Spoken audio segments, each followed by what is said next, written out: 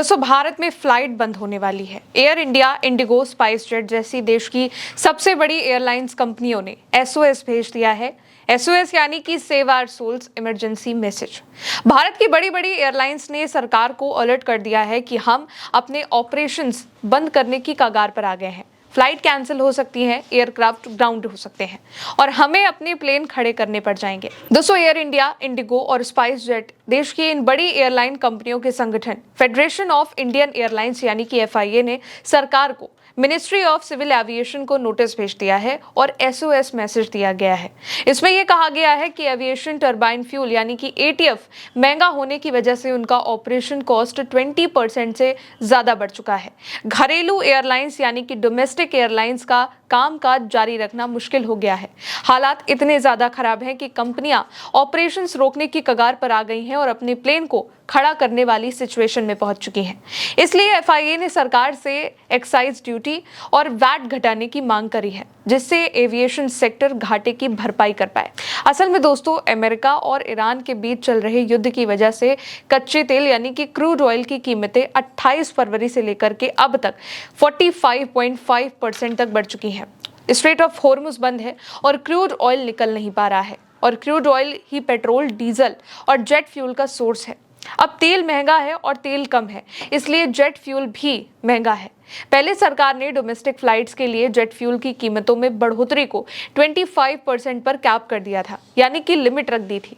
इससे ज्यादा कोई भी तेल कंपनी जेट फ्यूल की कीमतें नहीं बढ़ा सकती है। फिर अप्रैल में तेल कंपनियों ने घरेलू यानी कि डोमेस्टिक फ्लाइट्स के लिए जेट फ्यूल के दाम में सिर्फ 9.2% ही बढ़ोतरी करी थी, लेकिन इंटरनेशनल ऑपरेशंस के लिए ये बढ़ोतरी बहुत ज्यादा रही।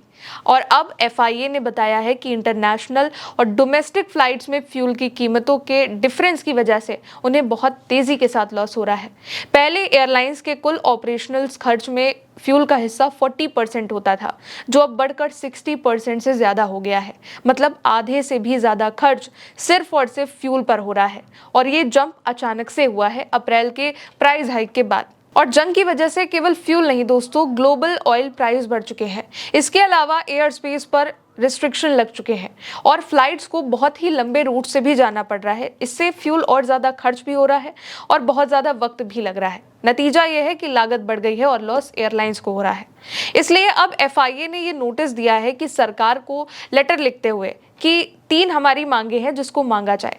अब इन तीनों एयरलाइंस की एक कलेक्टिव बॉडी है कि अगर जेट फ्यूल यानी कि प्लेन के फ्यूल की कीमत और ज़्यादा गैर वाजिब तरीके से बढ़ाई जाती है तो इससे ऐसा नुकसान होगा जिसकी भरपाई नहीं की जा पाएगी।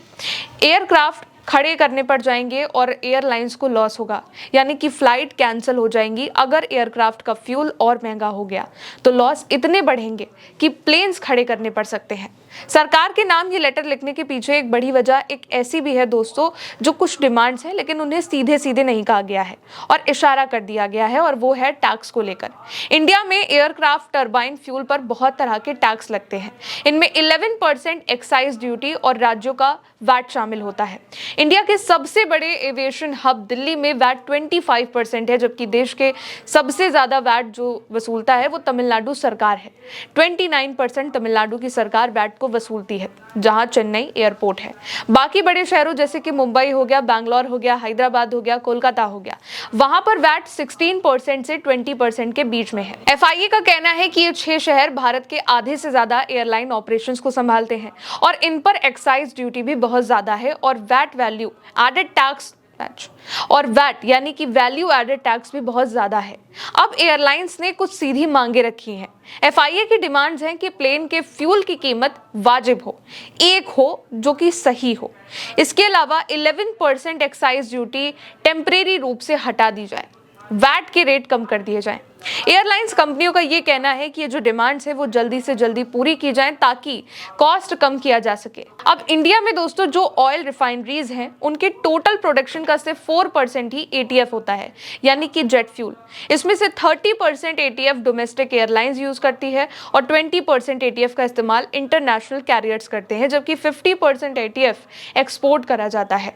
मतलब कि इसे 4% का आधा यानी कि 4 में से 2% फ्यूल दूसरे देशों को बेच दिया जाता है और इसलिए इंपोर्ट और एक्सपोर्ट भी एक बहुत बड़ी दिक्कत है। इसकी वजह से इंडियन एयरलाइंस को प्लेन में जो फ्यूल है वो महंगी कीमतों पर खरीदना पड़ रहा है और इस वक्त ग्लोबल लेवल पर रुपया भी बहुत कमजोर हुआ है, जिसकी वजह से इंपोर्ट कॉस्ट भी बढ़ चुकी है। इसलिए इसका जो असर है वो फ्लाइट्स के पैसेंजर्स पर भी आने वाला है।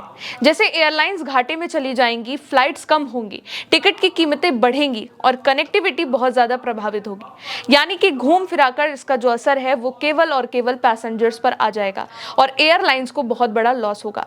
एक डेटा के मुताबिक घरेलू एटीएफ की कीमतों में बढ़ोतरी को 15% लीटर तक सीमित रखा गया, जबकि इंटरनेशनल जेट फ्यूल के दाम 73 प्रति लीटर तक बढ़ा दिए गए।